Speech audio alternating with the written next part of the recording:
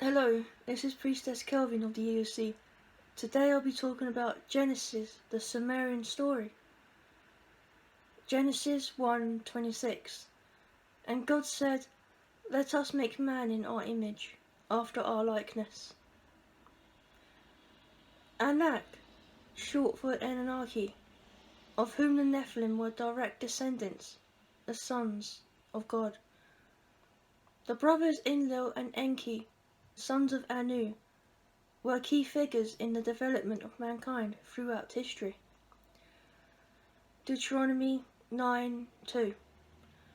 A people great and tall, the sons of the Anakim, whom thou knowest, and of whom thou hast heard say, who can stand before the sons of Anak?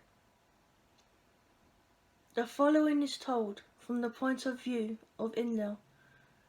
Enki, though brilliant, was a spoilt child, jealous of his brother Enlil, and wanting a kingdom of his own.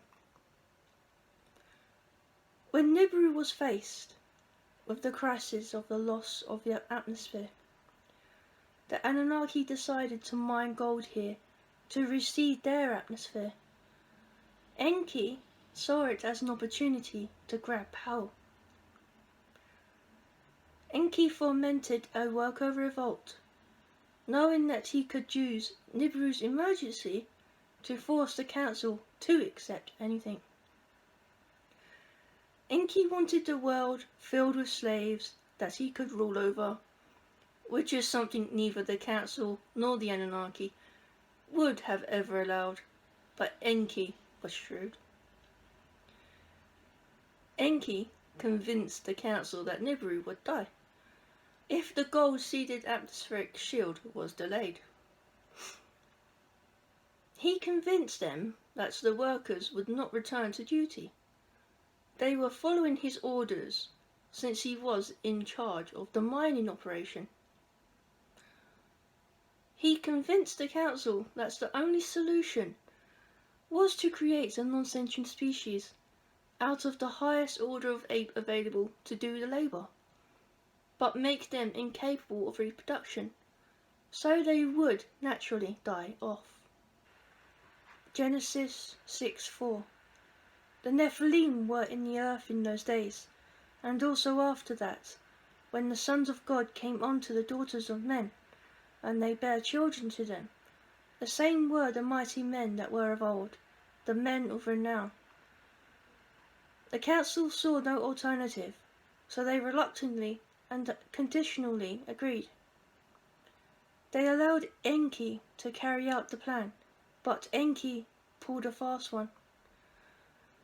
He gave the new species the ability to breed because Enki wanted a permanent stock of slaves for his planned kingdom. Enki went even further and didn't just manipulate the ape's DNA, but he actually infused Anunnaki DNA into the mix. This could give him slaves that he would also find attractive and acceptable to be in the company of.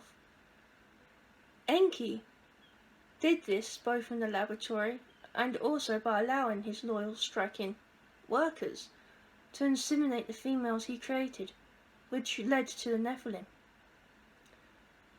When Lord Anu and his son Lord Enlil learned of this treachery, Enlil was sent to Earth to correct his brother's sin against the universe. The Anunnaki have very strong moral code.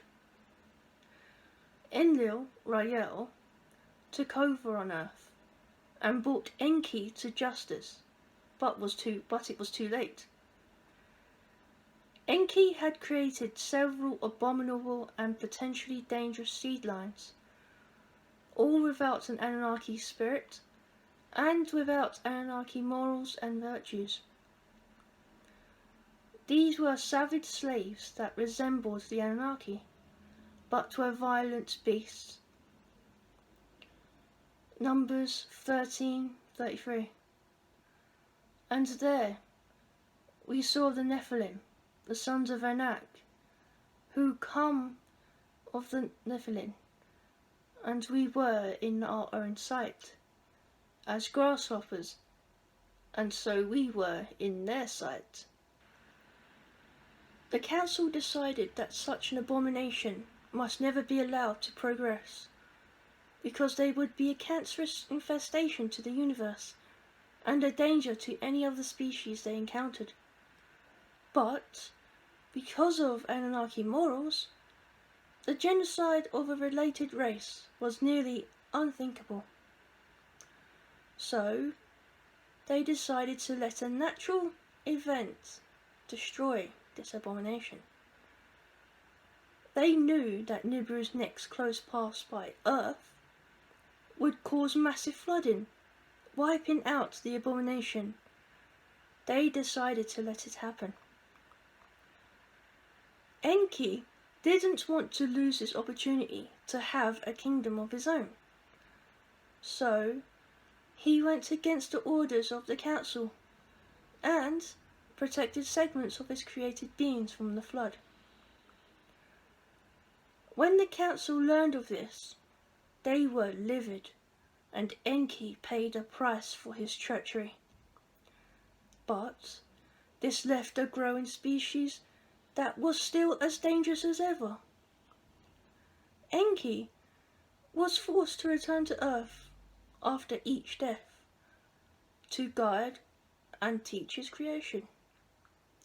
Moses, being one of his most famous incarnations, giving the law to his people. Finally, as the prime cleric Richard Ruff, to prepare his people for the return of his brother Enlil, Yeshua, RayEl. That's the teaching of Genesis, the Sumerian story. Love God, love each other. Amen.